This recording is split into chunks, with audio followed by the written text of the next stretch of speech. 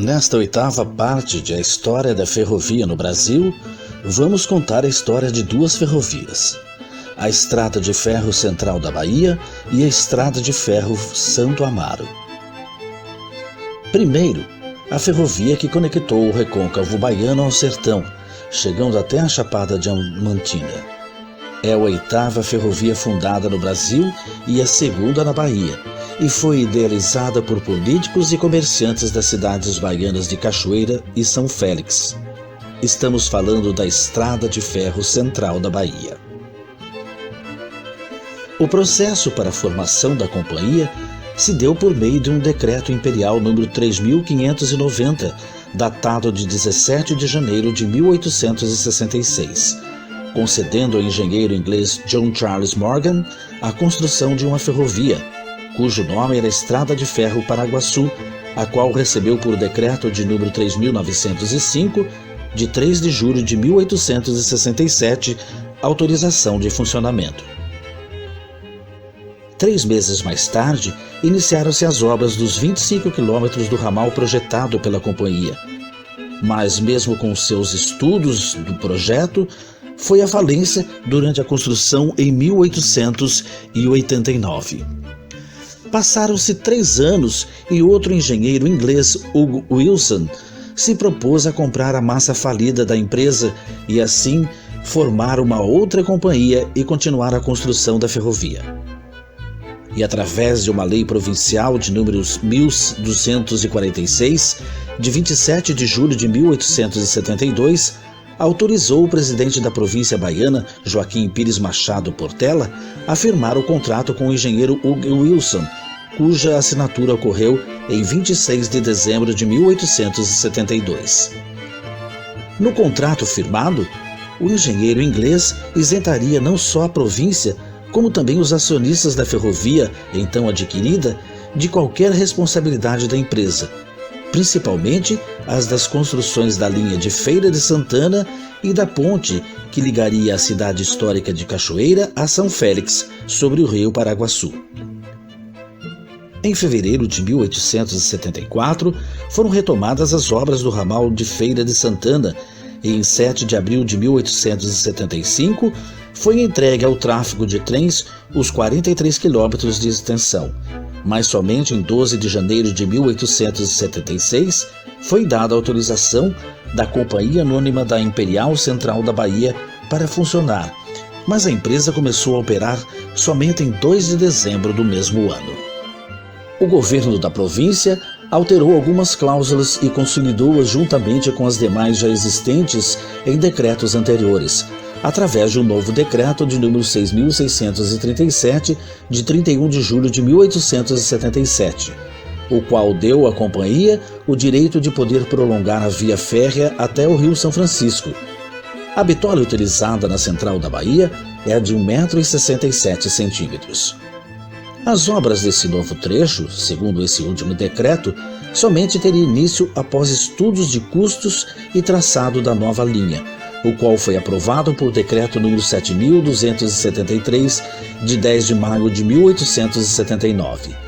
7 dias mais tarde, a construção da extensão até o Rio São Francisco teve início. A construção da ferrovia, agora sob o controle da Brasília Imperial Central Bahia Rail Company Limited, ocorreu em 7 etapas, sendo que o primeiro trecho, aberto ao tráfego, foi o de 45 quilômetros, ligando Cachoeira à Feira de Santa Ana, atual Feira de Santana, em 2 de dezembro de 1876. A segunda foi a linha principal, com 84 quilômetros, entre as cidades de São Félix e Tapera, atual Taperi, na região de Santa Terezinha, no dia 23 de dezembro de 1881. O ramal de Monte Cruzeiro, que ligou Tapera a Santa Terezinha, foi construído também nessa etapa, com uma extensão de apenas 2 quilômetros em 15 de outubro de 1883. Na sequência da construção, a terceira etapa foi o do prolongamento da linha principal entre as cidades de Tapera a João Amaro, na região de Iaçu, acrescentando ao trajeto mais 97 quilômetros. A ligação entre João Amaro e Queimadinhas, atual Marcelínio Souza, se deu na quarta etapa, com 63 quilômetros de linha férrea e inaugurada em 11 de janeiro de 1885. A quinta etapa se deu com a construção de um subramal de Feira de Santa Ana, ligando num trecho de 3 quilômetros Cruz a São Gonçalo, e foi aberto à circulação de trens em 16 de janeiro de 1886. A penúltima etapa foi a extensão da ferrovia entre Queimadinhas e Bandeira de Melo, na região de Itaetê, entregue em 19 de maio de 1887, com 11 quilômetros. A construção da ferrovia entre Queimadinhos e Olhos d'Água, atual Machado Portela, foi a sétima e última etapa e a maior em extensão. Os 13.600 quilômetros de linha foram entregues ao tráfego de trens em 15 de novembro de 1888. Em 1900, a Central da Bahia foi resgatada pelo governo e arrendada aos administradores da Estrada de Ferro da Bahia ao São Francisco. 11 anos mais tarde, a empresa franco-belga Compagnie des Chemins de Fer Fédéraux de Est-Brésil assumiu a ferrovia, prolongando a linha de Machado Portela a Iracema. Trecho esse de 32 quilômetros e aberto ao tráfego em 7 de fevereiro de 1921. Em seguida, mais 39 quilômetros foram concluídos, ligando Iracema a Jequi, inaugurado em 22 de novembro de 1921. Em maio de 1923, foi a vez da construção do ramal entre Bandeira de Melo e Itaetê, com 23 quilômetros.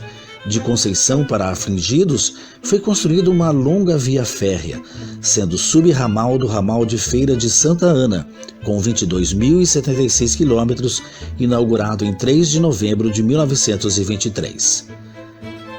No ano de 1927, no dia 15 de junho, foi entregue a linha de Jequi a Sincorá, com 27 quilômetros de via. De Sincorá, a linha foi estendida até Catendas do Sincorá e aberta no dia 2 de agosto de 1928, com 24 quilômetros de extensão. Passaram-se 7 anos e, em 1935, o então presidente da República, Getúlio Vargas, determinou que as ferrovias da empresa franco-belga fossem encampadas, juntamente com todo o patrimônio pela Aviação Férrea Federal Leste Brasileiro, recém-criada por Getúlio, a qual encampou também outras estradas de ferro baianas. Estrada de Ferro da Bahia ao São Francisco, Estrada de Ferro Centro-Oeste da Bahia, Estrada de Ferro Petrolina, a Teresina e Estrada de Ferro Santo Amaro. A Estrada de Ferro Santo Amaro foi construída a partir de Santo Amaro, considerado o porto escoadouro do açúcar produzido pelos engenhos da região, passando por Brunharém e atingindo Catuiçara. Sua inauguração se deu no ano de 1883. A concessão inicial da construção da ferrovia coube a Antônio Salustino Antunes, que mais tarde foi transferida para Visconde de Serginim, o qual encarregou o engenheiro inglês Hugh Wilson das obras do assentamento das linhas da ferrovia. O Visconde começou a ter problemas financeiros e não podia mais dar início às obras da construção da Santo Amaro. Sendo assim, transferiu ao engenheiro inglês suas ações da ferrovia. O primeiro trecho do ramal começou a ser construído em 2 de fevereiro de 1875 e ficou pronto em 2 de dezembro de 1880, ligando Santo Amaro a Traripe. Em 16 de março de 1912 é que a Estrada de Ferro Santo Amaro foi concluída, chegando até Catuiçara. Após 6 anos de sua inauguração, o governo baiano arrendou a Estrada de Ferro ao engenheiro Arthur Hermenegildo da Silva. No dia 1º de janeiro de 1939, o então presidente da República, Getúlio Vargas, através da empresa Aviação Férrea Federal Leste Brasileiro, criada por seu governo, encampa a Estrada de Ferro Santo Amaro, juntamente com outras ferrovias baianas. Em 1964, ano do golpe militar, um dos primeiros atos desse regime foi fechar um trecho da ferrovia, compreendido entre Santo Amaro a Bom Jardim. Ficou então em funcionamento apenas o trecho entre Terra Nova e Paranaguá. A então Estrada de Ferro Santo Amaro, depois de passar para a União, através da Aviação Férrea Leste Brasileiro, foi transferida para a Rede Ferroviária Federal Sociedade Anônima em 1957. Em 1996, juntamente com a Central da Bahia, passou para as mãos da iniciativa privada, tendo sua concessão adquirida pela Ferrovia Centro-Atlântica.